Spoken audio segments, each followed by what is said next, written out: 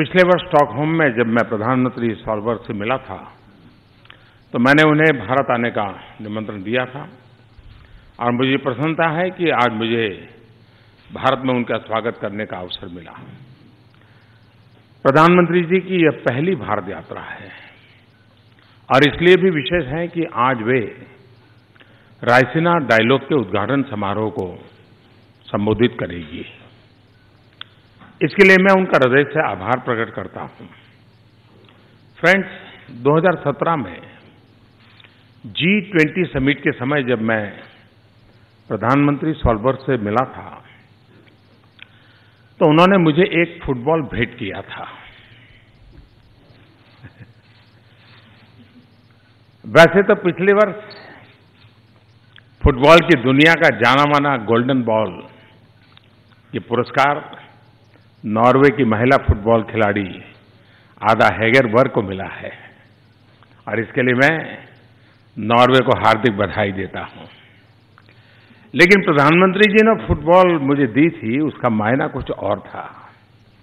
वह फुटबॉल खेल के गोल की नहीं बल्कि सस्टेनेबल डेवलपमेंट गोल्स की प्रतीक थी। प्रधानमंत्री सॉल्बर्ग ने सस्टेनेबल डेवलपमेंट गोल्स को पाने की दिशा में वैश्विक प्रयासों को बहुत प्रोत्साहन दिया है। अपनी इस यात्रा में प्रधानमंत्री सॉल्बर्ग ने भारत में नॉर्वे की नई ग्रीन एम्बेसी का उद्घाटन भी किया है और इसलिए प्रधानमंत्री जी के वैश्विक प्रयासों के लिए मैं उनकी जितनी प्रशंसा करूं वो कम है। सस्टेनेबल डेवलपमेंट गोल्स भारत के विकास लक्ष्यों से भी पूरी तरह मेल खाते हैं और हमारे लिए ये प्रसन्नता का विषय है कि दोनों देश मिलकर नॉर्वे इंडिया पार्टनरशिप इनिशिएटिव द्वारा मातृ एवं शिशु स्वास्थ्य के विषय पर सफल सहयोग कर रहे हैं। फ्रेंड्स, भारत और नॉर्वे के संबंधों में ट्रेड एंड इन्वेस्टमेंट का अहम महत्व है। नॉर्वे के गवर्नमेंट पेंशन फंड ग्लोबल ने भारत में लगभग $12 बिलियन का पोर्टफोलियो निवेश किया है।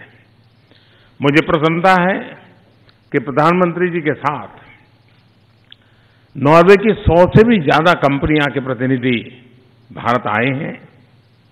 कल इंडिया नॉर्वे बिजनेस समिट में उनका भारत के बिजनेस लीडर्स के साथ उपयोगी इंटरेक्शन हुआ है। मुझे विश्वास है कि आने वाले समय में पोर्टफोलियो निवेश और फॉरेन डायरेक्ट इन्वेस्टमेंट दोनों में नॉर्वे की कंपनियां भारत की अपार संभावनाओं से लाभ उठाएगी। विशेष रूप से सागरमाला कार्यक्रम के अंतर्गत भारत में शिप बिल्डिंग, पोर्ट्स और पोर्टलेट डेवलपमेंट में नॉर्वे की कंपनियां के लिए बहुत अवसर बन रहे हैं। फ्रेंड्स, इसी से जुड़ा हुआ विषय है ओशन इकोनॉमी। भारत के विकास और समृद्धि के लिए यह क्षेत्र अत्यंत महत्वपूर्ण है। भारत की लगभग 15% जनसंख्या कोस्टल जिलों में रहती है। उनका जीवन एक प्रकार से सीधे रूप से ओशन इकोनॉमी से जुड़ा हुआ है और यदि अप्रत्यक्ष रूप को देखें तो भारत के कोस्टल राज्यों की जनसंख्या 500 मिलियन से भी अधिक है और ओशन इकोनॉमी के विषय पर नॉर्वे की महारत का अंदाज आप इस बात से लगा सकते हैं कि नॉर्वे के निर्यात में 70% हिस्सा नॉर्वे की सामुद्रिक इंडस्ट्री का है और इसलिए मुझे प्रसन्नता है कि आज हमने इस महत्वपूर्ण क्षेत्र में सहयोग का एक नया आयाम हमारे संबंधों में जोड़ा है। हमारा द्विपक्षीय ओशन डायलॉग इस क्षेत्र से जुड़े सभी सेक्टर्स में हमारे सहयोग को दिशा देगा। फ्रेंड्स, अंतर्राष्ट्रीय मंच पर भी भारत और नॉर्वे का आपस में सहयोग बहुत ही मजबूत है। UN security council reforms multilateral export control regime और आतंकवाद जैसे अनेक विषय हैं जिन पर हम दोनों बहुत करीबी सहयोग और समन्वय के साथ काम कर रहे हैं। आज हमने अपने सहयोग के सभी क्षेत्रों की समीक्षा की और इन्हें नई ऊर्जा और दिशा देने के विषयों पर भी विस्तार से चर्चा की। एक्सेलेंसी, आपने भारत आने का मेरा निमंत्रण स्वीकार किया, इसके लिए मैं एक बार फिर आपको हृदय से धन्यवाद करता हूं। आज शाम रायसीना डायलॉग में आपका संबोधन सुनने के लिए हम सभी बहुत उत्सुक हैं। मैं आशा करता हूं कि आपकी यह भारत यात्रा बहुत ही सुखद और सफल होगी। बहुत बहुत धन्यवाद। Mr. Prime Minister, thank you very much for the warm welcome that I and my delegation have received during our visit to India. And I think we have increased the partnership between our two countries, and we have reviewed them during this meeting today. I think the partnership between our two countries are moving in a very positive direction. We've had fruitful discussions on a broad set of issues, including how we can accelerate progress towards sustainable development goals and steps we can take to further strengthen our bilateral ties. And given the importance of India's economy and the size of its territory and population, the world will not be able to reach the sustainable goals unless India is on board. And I have seen impressive improvements and work done in India, especially on a favorite subject of mine, women's empowerment, where the work is going hard on. Women as a force in local communities should be even further strengthened in the years to come. Access to education, to quality education, to make sure that they are participating in the workforce and making the most of their talent. I usually say that no country is rich enough to not use half of the talent in their population. And I saw yesterday on my field trip that you are doing hard work to really accelerate women's participation and women's empowerment. As the world's largest democracy, India plays an important role both regionally and globally. We've had an open and constructive dialogue on how we can work more closely together to protect and develop rule-based international governance.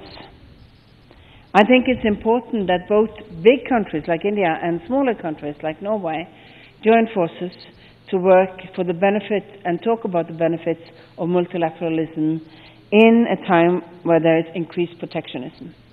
Multilateralism is not just about trade and economy, it's also about making the international organizations function, for example, through reform of the UN. The UN needs to reform in the way they are working, and they need to be representative of the world the way it looks today, not the world as it was seen in 1940s. We have to make sure that that is a change in the future. But we also have to make sure that we are delivering good services in the multilateral to the people of the countries that we are governing. The question is also always, do we manage to put our policies into a practice where we are increasing the benefits? And that's about what the 17 SDGs is all about. We have agreed to intensify our cooperation on issues relating to the seas, to a new joint task force on the blue economy, focusing on integrated ocean management.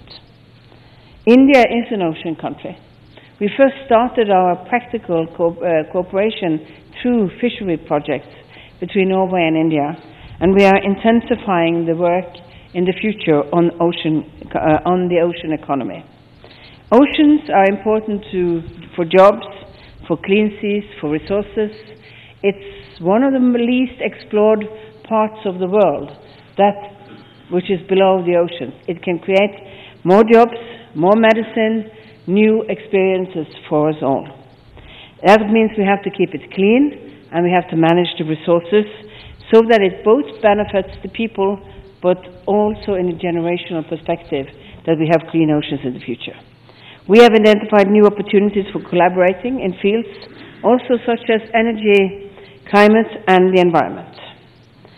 The Norwegian government recently launched a new strategy for our engagement with India.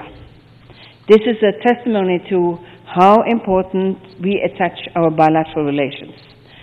The strategy outlines priorities and a common direction for the various sectors of the Norwegian government in the time ahead. India's rapid economic development provides a good basis for forging new ties between our private sectors. On this official visit, we have been accompanied by a large and diverse business delegation from Norway. They have been discussing with Indian partners for 2 days. They show that there are great opportunities in jobs in both countries, in making sure that we can both grow and create benefits to our societies by cooperating. That is in both our countries' interests, and it's an example on how international cooperation and international trade, in fact, is a benefit to the rest of the world. We need to make sure that we create more jobs in the world in total. Good agreements and cooperation between businesses is important for that. So I look forward to seeing more Indians in Norway and more Norwegians in India to create jobs and economic opportunities. Prime Minister Modi and I share the view that there is a large untapped potential for developing strong links between Norwegian and Indian private sectors. And I think we have started on finding new areas to work. And on the research and development, where we already have a large involvement, which we can increase even further in the future.